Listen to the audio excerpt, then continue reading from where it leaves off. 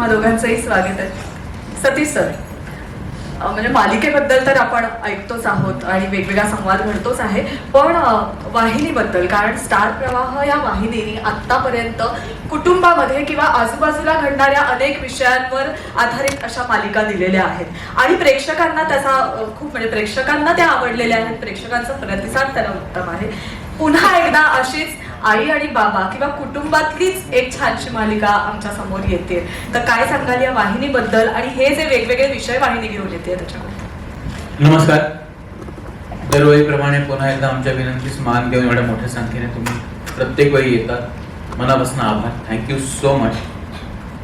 तुमच्यामुळेच आम्ही आमच्या रसिक प्रेक्षकांपर्यंत पोहोचू शकतो. आणि तुम्ही विचारलेल्या प्रश्नाचं उत्तर असं की आज फार अभिमान वाटतो या स्टार प्रवाहाच्या टीमचा एक सदस्य स्वतःला म्हणून घ्यायला.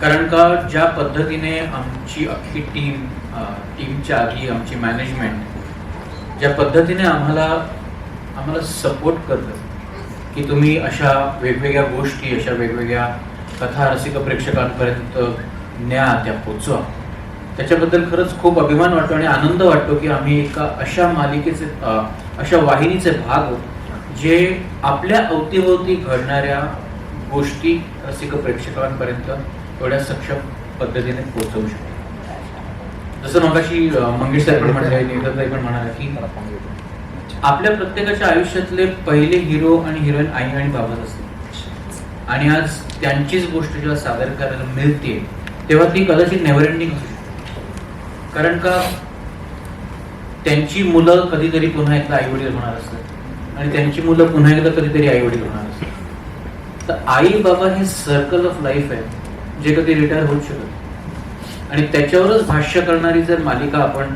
रसिक प्रेक्षकांपर्यंत पोहोचवणार असू तर त्याच्यातले केवढे कंगोरे आहेत, त्यात केवढे पैलू आहेत, त्यात किती पदर आहेत त्या गोष्टीला सांगायला, हे खूप छान पद्धतीने सचिन दरेकर आणि चिन्मय मांडलेकर उलगडत आहेत. त्यामुळे माझी खात्री आहे की असे विषय आम्हाला सातत्याने सादर करायला मिळतील. कारण एक वाहिनी म्हटल्यानंतर आपल्याकडे वेगवेगळ्या पद्धतीचे विषय असतात, पण जे असे मनाला भिडणारे किंवा टचकन डोळ्यात पाणी आणणारे खरे वास्तववादी विषय जेव्हा मांडायची संधी मिळते आणि तुमची वाहिनी तुमच्या पाठीमागे इतकी खंबीरपणे उभी असते तेव्हा अभिमान वाटतो की आम्ही स्टार प्रवाह या टीमचे सदस्य आहोत.